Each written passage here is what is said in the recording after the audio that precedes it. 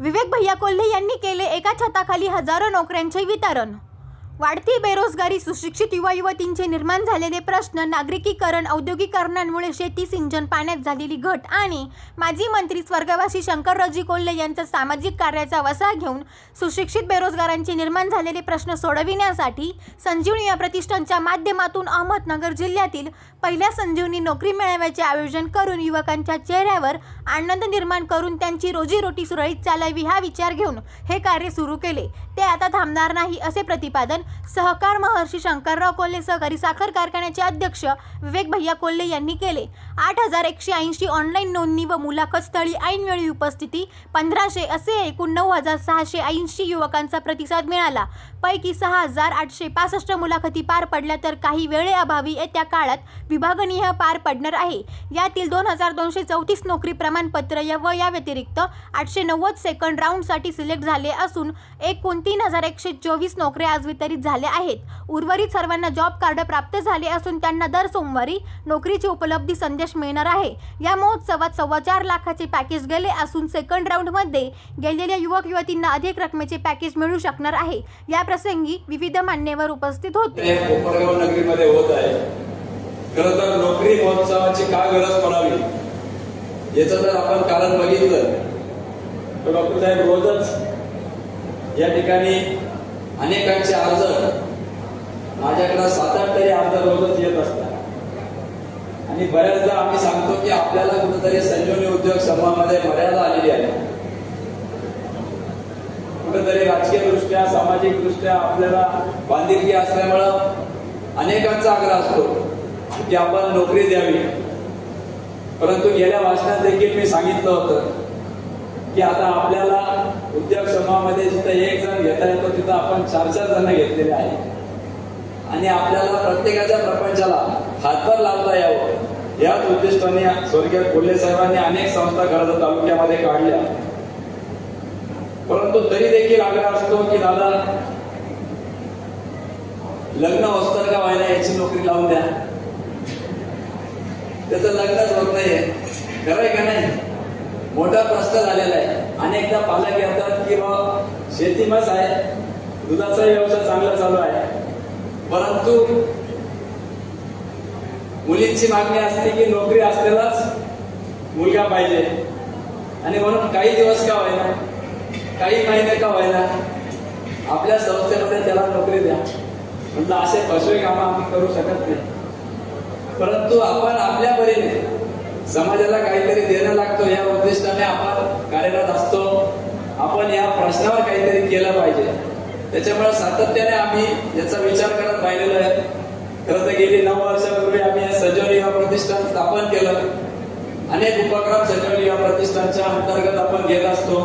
विशेषतः 5 उद्दिष्ट युवा सशक्तीकरण असेल, पर्यावरण असेल, आरोग्य असेल, सामाजिक एकता असेल, हे सर्वच कृषी हे असे 5 उद्दिष्ट आपण सातत्याने काही ना काही काम करत असतो।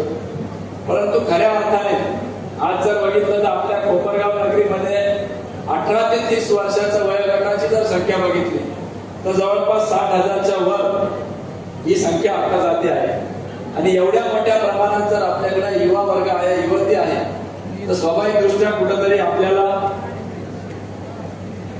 रोजगार हा मोठा प्रश्न त्यांच्यामध्ये दिसून येतो आणि संधी नसल्यामुळे स्थलांतर होत आहे। अनेक युवक वेगवेगळ्या शहरांमध्ये चाललेले आहेत, परंतु याचा जर आपण अभ्यास केला तर आपल्याला लक्षात येईल की एकेकाळी समृद्ध समजली जाणारी आपली बाजारपेठ, रेल्वे लाईन होती, गुळाचा व्यापार होता, ऑटोमोबाईल इंडस्ट्री मोठ्या प्रमाणात, गॅरेज ज्याला आपण म्हणतो ते मोठ्या प्रमाणात होते, परंतु कालांतरानंतर याला कुठेतरी अडचणीत आली।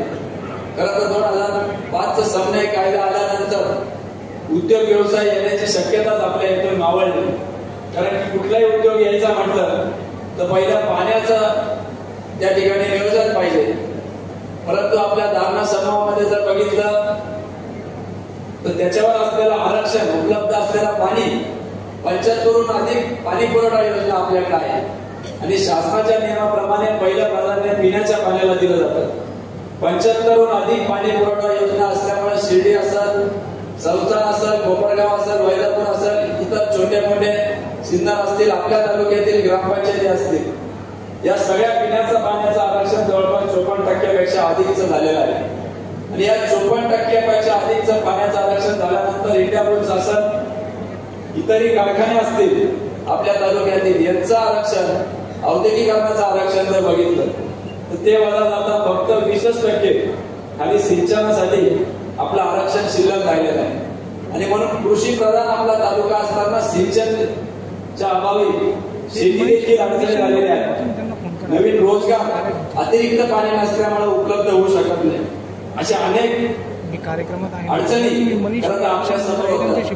परंतु दुर्दैवाने आपल्या या ठिकाणी काही राजकीय विरोधामुळे चांदे कसा तिथे होणारी स्मार्ट सिटी जी समृद्धी महामार्गाच्या लगत होणार होती, जवळपास 25,000 युवकांना त्या ठिकाणी रोजगार उपलब्ध होणार होते.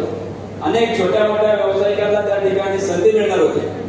परंतु काही राजकीय कारणास्तव स्वतःच्या स्वार्थापाठी ती MIDC आपल्या इथं झाली नाही आणि तिचा निश्चितपणाने फटका हा कोपरगाव आणि शिर्डी आपल्या परिसरावर झालेला आहे.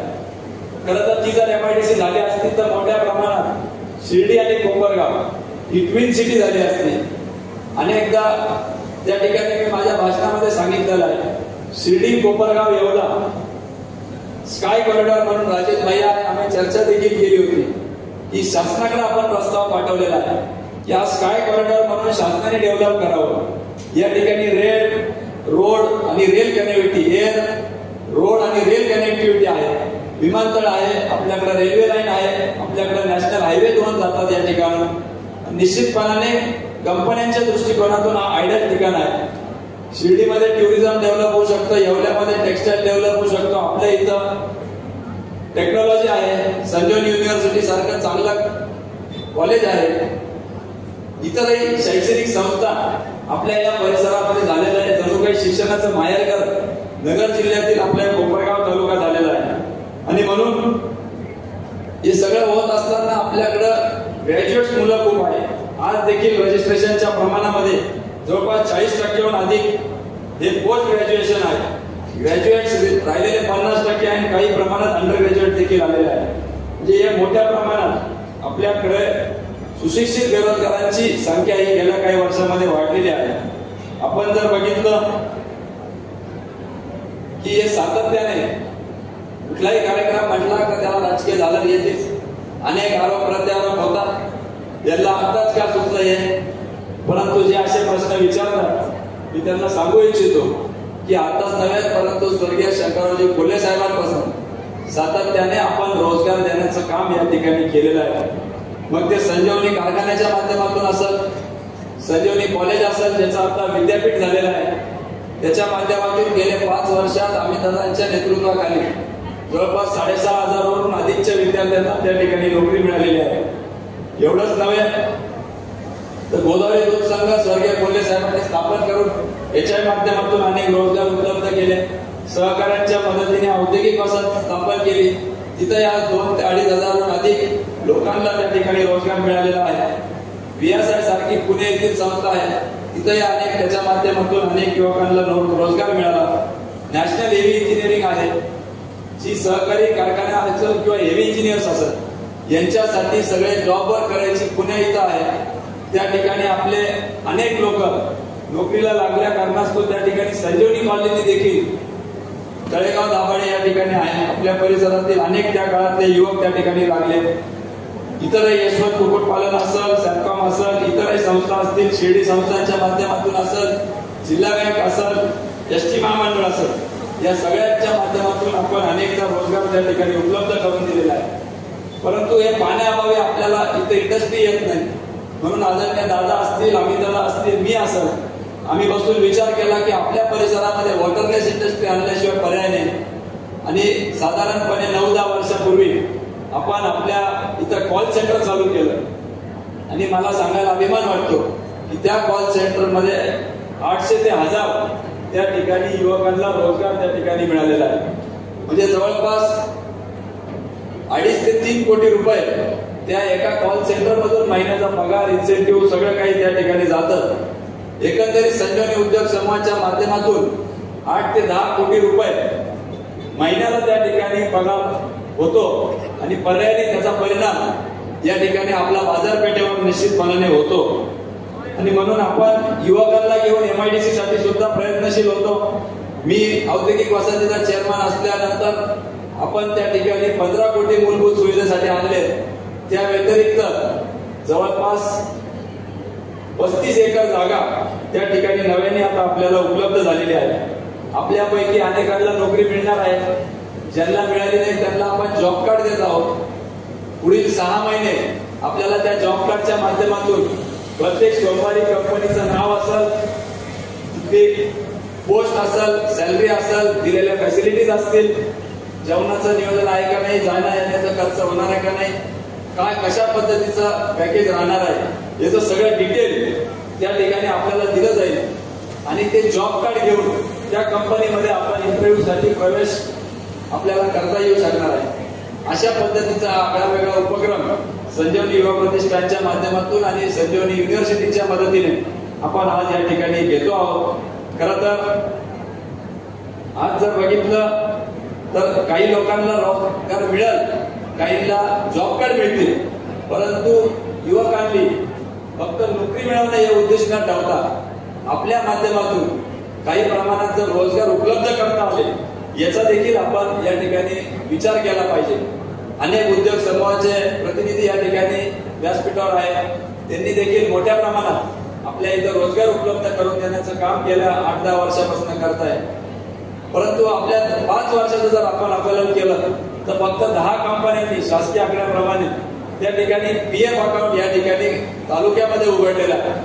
म्हणजे 20 संख्येच्या वर जर आपला रोजगार गेला तर आपल्याला PF अकाउंट उघडावं लागतं कंपनीला. साधारण 200-300च्या वर या ठिकाणी रोजगार उपलब्ध झालेला नाही. मी कॉल सेंटर आणि कॉलेज म्हणत नाहीये, मी इतर माध्यमातून हे सगळे आकडे आपल्याला सांगतो आहे. हे जरी असलं तरी हेच होत असताना गेले 8-10 वर्ष आपल्यातीलच काही युवक कलाम उद्योग समूहाचे रोहित काळे असतील, कोकमठाणे येथील आमचे संतोषजी थोरात असतील, त्यांनी स्वीट कॉर्नर प्रक्रिया करून एक्सपोर्ट आज करता आहे. त्यांचं देखील आपल्याकडं रोजगार उपलब्धीचं चांगलं काम केलेलं आहे. तळेगाव स्थित शशिकांत पवार असतील, मक्यापासून मिट्टीपासून जाण्याचे ब्लॉक्स ते तयार करता आहे. आमचे युवा प्रतिष्ठानचे युवा सहकारी सिद्धू साठे असतील, CK बेकर सारखा प्रयोग त्यांनी या ठिकाणी चालू करून यशस्वी करून त्यांच्या ब्रँचेस देखील उघडलेल्या आहेत. म्हणून हे सगळं होत असताना युवकांनी देखील आपला भागामध्ये आपल्याला काय संधी उपलब्ध होऊ शकते याचा विचार केला पाहिजे. जिल्हा उद्योग केंद्राच्या माध्यमातून मी आपल्याला सांगू इच्छितो की अगदी तुम्हाला व्हेज रेस्टॉरंट जरी टाकायचं असतं तरी 20 लाख रुपयाची सबसिडी त्या ठिकाणी शासनाच्या माध्यमातून उपलब्ध आहे. अनेकांना आपल्याला या योजनेचे माहिती नसते. आदरणीय ताईंच्या नेतृत्वाखाली आपण योजनेचा लाभ घेऊन आमच्या महिला भगिनींसाठी जवळपास 300 महिलांसाठी संजीवनी गारमेंट क्लस्टर आपण त्या ठिकाणी चालू केलेलं आहे. किलर सारखे ब्रँड्स असतील, वेगवेगळ्या कंपन्या असतील, ज्यांचं प्रोडक्शन आज आपल्या कोपरगाव मध्ये होत आहे. आणि इथंच नव्हे तर ते झालेलं प्रोडक्शन आज एक्सपोर्ट या कोपरगाव मधून व्हायला लागलेलं आहे. म्हणून ही एक अशी संधी कॉल सेंटर असेल किंवा क्लस्टर असेल ज्याला पाणी लागत नाही अशा माध्यमातून आपण या सगळ्या संधी आपल्या इथं उपलब्ध करून दिलेल्या आहे. आणि म्हणून आपण देखील DICच्या माध्यमातून जे काही संधी मिळतील, अगदी छोटं आपल्याला कुठलाही प्लांट व्यवसाय काही टाकायचा असेल तर त्या ठिकाणी आपल्याला सबसिडी दिली जाते. गृह ज्याला आपण व्यवसाय म्हणतो त्याच्यासाठी देखील सबसिडी आहे. तर ही सगळी माहिती आमच्या संजीवनी युवा प्रतिष्ठानच्या माध्यमातून आपल्यापर्यंत आम्ही पोहोचवत जाऊ. आपल्याला आपलं त्या ठिकाणी डेस्क आहे, त्या डेस्कवर सुद्धा ही सगळी माहिती आपल्याला उपलब्ध होऊ शकते. याची देखील आपल्या सगळ्यांनी आज लाभ घ्यावा. खरं तर आज कोपरगाव शहराचा किंवा तालुक्याचा ऐतिहासिक दिन म्हणता येईल असा हा नोकरी महोत्सव आपण सण साजरा करतो त्याप्रमाणे हा महोत्सव साजरा केला जात आहे. माननीय भैया कोल्हे माननीय अमितदादा कोल्हे, माननीय सुमितदादा कोल्हे आमचे मित्र आहेत, आमचे मार्गदर्शक आहेत. आम्ही रोटरी क्लबचा अध्यक्ष या नात्याने मी या कार्यक्रमास भेट देण्यास आलो. आमचे सहकारी रोहितदादा वाघही सोबत आहेत. उत्सुकता ही होती की नोकरी महोत्सवामध्ये नेमकी काय, म्हणजे मुलांना ते जे अपेक्षित आहे, मुलांना नोकरी अपेक्षित आहे ती मिळणार, उत्सव कसा होणार, महोत्सव कसा होणार, निश्चितच मला सांगताना आनंद होत आहे. आणि मी आमच्या क्लबच्या वतीने विवेक भैया कोल्हे यांचं खूप खूप अभिनंदन करू इच्छितो की त्यांनी आज एक इतिहास घडवलाय. तर किती मुलांना नोकऱ्या मिळाल्या, किती मुलं जबाबदारक झाले हे आपल्याला उद्या कळेल, संध्याकाळी कळेलच. पण मी हे सांगू इच्छितो की रोटरी क्लबच्या वतीने मी त्यांना खूप खूप धन्यवाद देतो. आणि कोपरगावमध्ये इतिहास घडलाय हे नमूद करतो. धन्यवाद.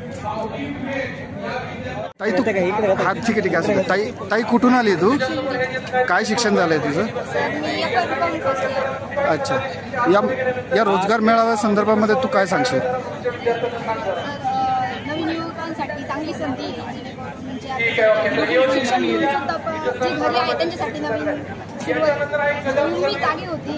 आणि 10,000 जागांमध्ये कमीत कमी 9,000 मुलांचे जरी सिलेक्शन झाले किंवा राहतात जिल्हा कोपरगाव तालुक्यामध्ये जरी सिलेक्शन झाले बऱ्याच जणांचे, तरी एक नवीन उमेद युथमध्ये चांगला उत्साह निर्माण असे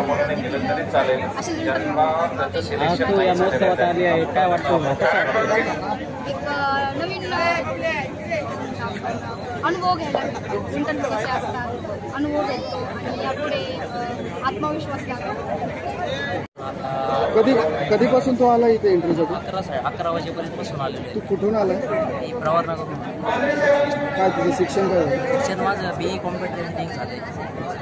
काय वाटतं या रोजगार मेळाव्या संदर्भात? पाहून तर असं वाटतंय की संधी मिळाली, त्याच्यात काही होत आहे की नाही ते पाहू. आता इंटरव्ह्यू दिल्यानंतर कळेल.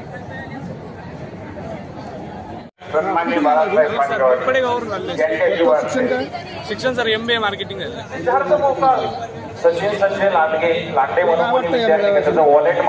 मेळाव्यामध्ये सर भरपूर साऱ्या कंपनी आलेल्या आहेत. त्याच्यानंतर आपल्या हातात युवकांना रोजगार मिळवून देण्यासाठी.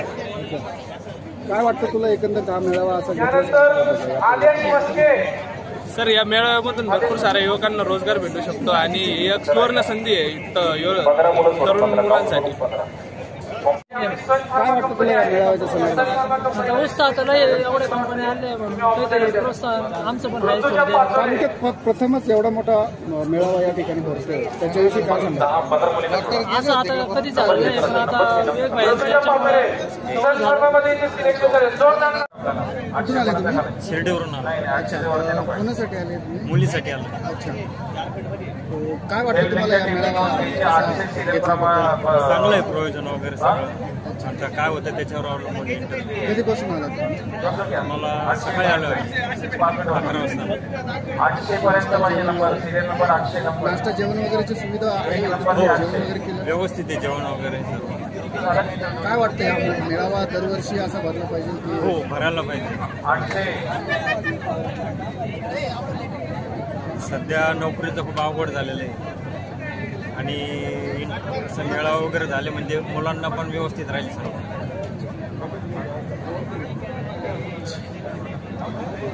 थँक्यू. आले तुम्ही? काय शिक्षण झालं? माझं BE कॉम्प्युटर. इथे रोजगार मेळाव्याला नोकरीसाठी आले. कधीपासून आले? कधीपासून? 9:30 पासून. नाश्ता वगैरेची सुविधा आहे तिथे? हो, झालंय. मग आता वेटिंगला चालू आहे? हो, आता लागेलच नंबर आमचं. काय वाटतं या एकंदरीत हा मेळावा आपण या तालुक्यात पहिल्यांदाच होतोय, काय सांगशील याबद्दल? खूप छान अपॉर्च्युनिटी आहे मुलांसाठी. ज्यांना म्हणजे खूप 22-23 बॅचची मुलं पण तसेच आहे अजून, तर त्यांच्यासाठी खूप चांगली ऑपॉर्च्युनिटी मिळाली. एकंदरीत हा असा मेळावा दरवर्षी भरला पाहिजे काय काय वाटतं तुला? हो, म्हणजे नक्कीच झाला पाहिजे, कारण मुलांसाठी एवढी चांगली ऑपॉर्च्युनिटी कायम मिळत असते, त्याच्यामुळं कायम झालाच पाहिजे. आणि विवेक भैयांनी खूप छान संधी दिली आहे मुलांना, त्यासाठी त्यांचं खूप आभार. थँक्यू. ताई नाव काय तुझं? कुठून आलात तुम्ही? 800 पुढे काय वाटतं या मेळाव्या संदर्भात? एवढ्या मोठ्या स्वरूपात मेळावा काय सांगशील?